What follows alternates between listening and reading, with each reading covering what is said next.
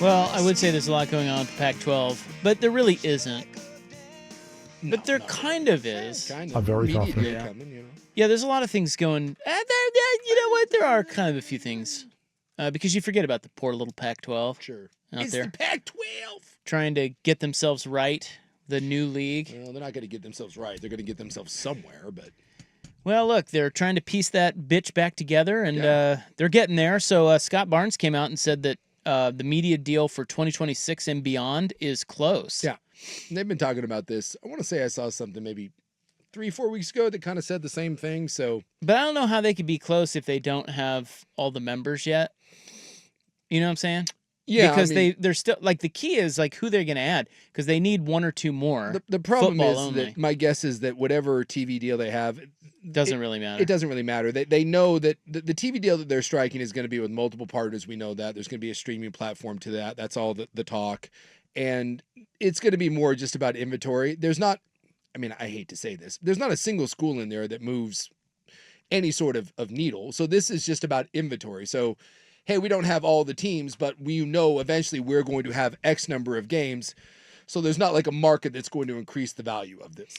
So the deal will be whatever the deal is. So he said there will be it will have a primary platform that includes free to market cable and streaming, like you mentioned. But that we will look for soon. But as for the who will join the Pac-12, they're saying that Tulane is a hot name now. Yeah, because they're going to go back. I mean, as it stands, we have Oregon State, Washington State, Boise State, Fresno State, Colorado State, San Diego State, Utah State, and then Gonzaga is non-football. Tell you what, you might not like your lot in the whole conference alignment here, but road trips to New Orleans don't suck. Yeah, and so they're going to True. go. They're going to go back and start circling back around to the teams that originally told them no, and see if you can't shake. Because the tree. Tulane. Yeah, they were like, get out of here. But because back then there were too many unknowns. Like they didn't have any framework of a media deal. Yeah. And so Tulane didn't know what it was getting itself into. Yeah. Neither did UTSA or Memphis or any of those. Yep.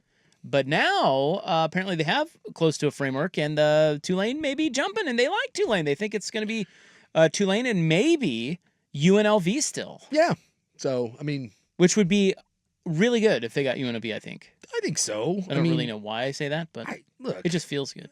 Yeah, I mean, Tulane would be fun. I mean, it gets you in a different footprint. They have a good football program. Yeah, Tulane does, and again, it gets you from a time frame standpoint. I think, I don't know if you're Tulane, does the cost of that, the travel for the other sports, end up being a kick in the groin? I don't know if you saw the UCLA thing, but UCLA put out their, because they have to do the California Board of Regents. They put out their travel budget and what it actually was. So it was less than what they thought, but it was still a couple extra $1 million. Yeah. In travel. So it's a big deal. It is a big deal. I want to say it was like, I'll look it up, and I want to say they had budgeted like 4.5, and I think it came in at 3 something. But obviously Tulane probably won't travel the way that they do. But for a TV deal that is going to be probably in the neighborhood of around $10 million a year, I don't know. I'm guessing Tulane is going to have to look at all that and decide, how much of that is worth it, because that would mean New Orleans to the West Coast on a regular basis is that's a tough pill to swallow when you're not making 70 or 80 million extra dollars. But wouldn't you, if you're a Tulane or a UNLV or even a UTSA, wouldn't you be looking at who they're going to be partnering with? Like that's the biggest thing for them, because that means they can do the math on how many eyeballs they'll be getting. Sure. Roughly. Because if they're, I mean, I don't know who the new Pac-12 media deal is with. Yeah. But if it's much like the one they just got, ESPN will be involved. Yeah. And so then if you're UTSA or Tulane, you're like, well, we could it's got to be more than they're already making, right? Well, so and you can get on networks that you don't normally play on, or you won't play on as much if you're in the other league. Well, they're on ESPN now. That's who has the American Athletic Conference. But isn't CBS also a part of the new Pac-12 deal? Yes, probably. They're going to have a the CBS Sports Network. You would think. So probably not main Tulane's CBS. making about $7 million off of this TV deal. Surely this is a better deal. They think it's everything you're hearing is somewhere in the neighborhood of 10, maybe a little bit more, but about 10. So then that goes back to it's a little extra, 10 million as opposed to 7. The exposure, maybe a little better. I mean, you're already on ESPN, but I would hope that out west it's a little better. It's better brand names. Yeah. Washington State, Oregon State, Boise State, it's better brand. So let's say that the TV deal, they could find a way to squeeze out 12. 12 versus 7, and then maybe that defers the extra $1.5 million to $2 million in travel costs. I don't know why you wouldn't go if you're And if Tulane. you're Tulane, Why not? then Why wouldn't you? I would think you do it. I think it would make more sense. Like if I was UNLV, I think that's where I would. If I'm UNLV, I would ask, hey, I know we turned you down the first time, but what about us? Because that would eliminate some of that. But I mean, we'll see what happens. Eliminate some of what? The travel. Oh, UNLV yeah, obviously they're out west. They're out west. But one of these schools, from Memphis, Tulane, or UNLV, one of those schools, I would think jumps here to the Pac-12. Memphis, huh? Well, I mean, they were ones that originally they circled around, and it was like Memphis, it was Tulane, it was UNLV, and who was the other one? I thought it was Texas San Antonio. It was Might have been UTSA. Texas San Antonio, and then one was Texas State, and they were all kind of in that boat, and they all kind of said no. But now that you get a TV deal done, I'm assuming that they will circle back to all those, and maybe Tulane is the one that they want to ask first. And then if Tulane says no, then you just go down the list. And the fallback, unfortunately, is Sacramento State. Whoa. Well, But they're investing. they're right? investing. Sacramento State's building a new stadium, and they're bumping up a level. And so Sac State is the one that is saying us, us, us. So if you're the Pac-12, you probably have that in your hip pocket. And, you swing for the bigger fish. And if you don't get it, then, here come Sac State, the Hornets. Yeah. That's right. Yeah, Yeah. I think that is right. But, My Hornets. So it's, I mean, all these deals, again, it's hard to know because what the future landscape looks like. But when you see the payouts that these other conferences are getting, we do know that, especially once the House Summit comes in and it's revenue sharing, does it really matter where you're already, you're stuck. You're looking for the best of the, You just get what you can. you just get what you can.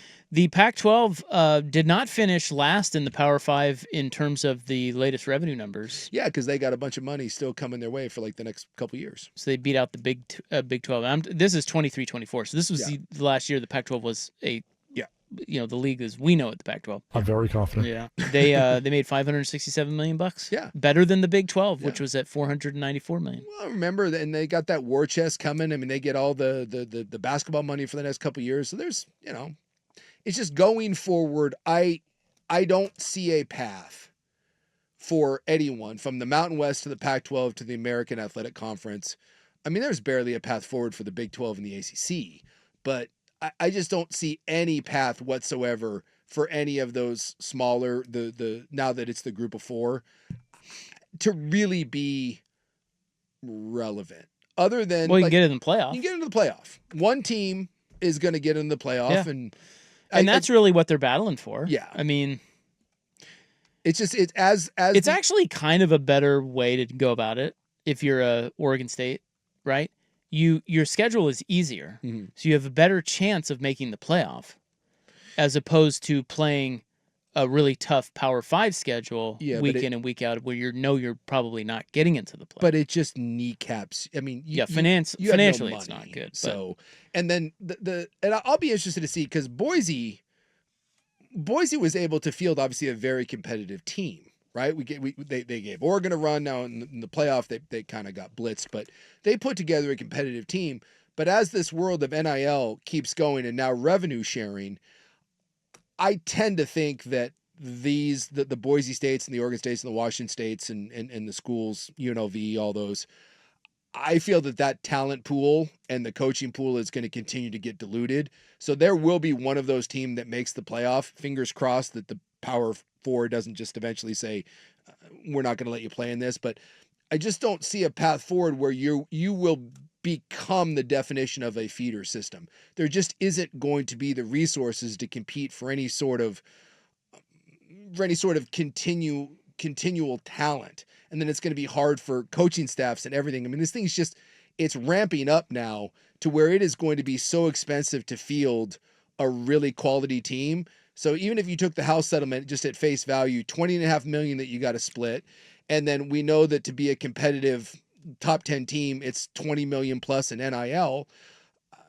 I mean, and when your TV deal is paying you 10 to 12 million bucks, I don't know where, I just don't know where that comes from. So you're going to exist in your world and you get the best of what you can, and you can still hopefully put together a really good program that's competitive against those schools. But the gap between the haves and the have-nots, which was already enormous, I just think that gap's going to keep growing and growing and growing and growing and growing. So if you're a Beaver or Coug, one other note from Pac-12 news that you might be interested in is that they are currently in mediation over all the poaching accusations. Yeah. With the Mountain West. Yeah. And that puts about $100 million at stake. Sure. So because the Pac-12 sued the Mountain West because they wanted $55 million in poaching penalties for Fresno, San Diego State, Boise, all them. And then a couple of schools came back and challenged the $19 million per school exit fee, which that the Mountain West wanted from them. Yeah. I think Utah State, Colorado State, and maybe Boise were those. And so all of that is under mediation right now. And so it'll probably end up being settled for a percentage of it. And then, the Pac-12, I will say the Pac-12 ended up with a decent little war chest in all this. And now they did, but they're going to have to pay here. Yeah. Some. Yeah. I mean, it won't be $55 million, No. but it'll be some. No. But they say we won't. All the parties involved are under strict confidentiality, so we're not going to be getting any leaks on this. I will say, to me, at least on paper, the new Pac-12 will be the best of the the non-power four. Yeah, because I feel pretty confident about that. Well, they're going up against what, the AAC? Is that the other? Confident. And the Mountain West or the other. Well, the Mountain West is garbage now. I mean, it's basically that's what the Pac-12 is. Basically, Yeah. It's the Mountain West. Yeah. Now. Yeah. So the Mountain West is. Well, who's even in the Mountain? Is the Mountain West still a league? Yes, it is. Who's in it? The Mountain West. Well, you got UNLV, you got Air Force, NIU recently joined. What are the teams? NIU. Yeah, Northern Illinois Yeah, joined. that's So you got garbage. Air Force. Well, Boise's already gone. So new teams. Well, it's because it technically. I know. I get it. It's technically like those two teams. So it will be the new one will be Air Force, Hawaii, Nevada, New Mexico, Northern Illinois, San Jose State, UNLV, UTEP, Wyoming. yeah, but And then they're adding Grand Canyon and UC Davis for Oh, sports other than football. Yeah. And yeah. Buck loves it. So the new Go Aggies. Pac-12 is going to be solid. It'll be Yeah, well, it's way better than that. The other one is the American Athletic. Yes. And that's the one with like that's they have Tulane, Army and Tulane, North Navy, Texas and all them. Yeah. Is that right? Yes. That would be them. So Army, Charlotte, East Carolina, Florida Atlantic, Memphis, Navy, North Texas, Rice, South Florida, Yeah. Temple, Tulane, Tulsa, UAB, and Texas San Antonio. No, Pac-12's the best. Yes. So it's the Power Four and then them. Yes. So that's not bad. I think look, You're still in the top 5. yes. And I would guess that most years the playoff team more than likely comes from the Pac-12. Oregon State, Washington State, Boise State. Though, I mean, those are good programs. As long as you can keep it together and you can keep those things funded, those should be the best programs in that.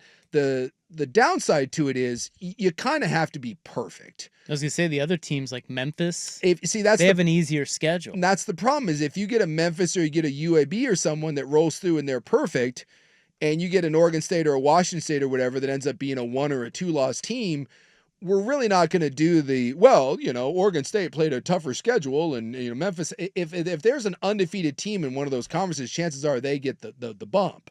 But the best football should be played in the Pac-12, and hopefully they get the nod on that. And remember, for places like Oregon State, they're playing Oregon every year. I mean, you're chalking up a loss every single year. So the perfect season isn't going to be it's not going to be a thing. And so hopefully the committee is able to look past that and understand that I just don't think it's necessarily fair to judge some of these schools on if they're playing, Washington and Oregon. I mean, you can't be getting blown out and say that you deserve to be in the college football playoff, but there is going to be a sizable gap playing up when you play those teams.